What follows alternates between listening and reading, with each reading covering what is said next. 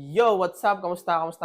Ako nga pala si Ryota. At yung araw na to, sasagutin natin tong katanungan na to galing sa comment section. Mula kay Miss May. Shoutout sa'yo, Miss May. Sana okay ka lang palagi. Gagawin natin ng video na to kung magkano nga ba lahat na gastos ko sa vlogging setup ko. Kaya, simulan natin. Let's go.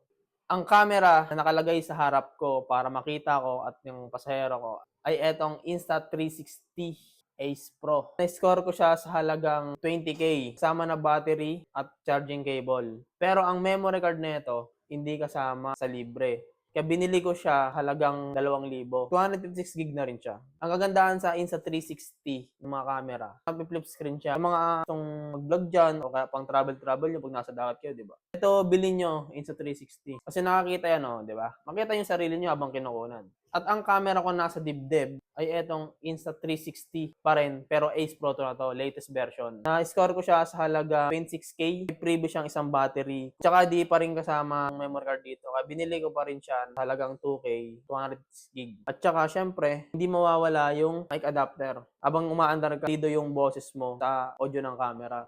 Nabili ko siya sa Insta360 din ng 1,200 plus. Tungo naman tayo sa intercom na ginagamit ko. Ang intercom na nasa helmet ng pasahero, itong Fridco Apex Pro. Tagal na sa akin guys, 1 taon mahigit na. Nabili ko siya sa halagang 3,500. At ang gamit ko naman na intercom ay itong Fridcon Apex Pro. Nabili ko siya sa halagang 4,500. Yung helmet ko is 3,200 lang. Tsaka yung mic mula kay Racing Boy, kung bakit naririnig nyo yung salita ng pasahero ko. Dahil yan dito, ewan ko kita sa video. Ito, yan.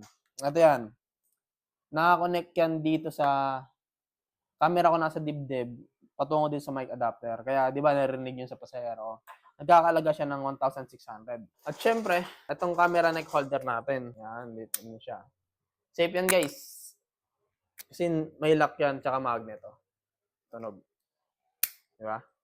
Nabili ko siya sa halagang 750. Tsaka di pa kasama yung mga accessories. Parang ito, is hard case para hindi magasgasan pag nabagsak. Sa dalawang camera ko, 300 din ata. Siyempre, nilagyan ko din siya ng mga tempered glass. For safety na rin, nasa 300 plus din. At ayun, sana nasagot ko na yung katanungan ng Miss May. Siguro nagbabala maging motovlogger din o maging vlogger soon or what.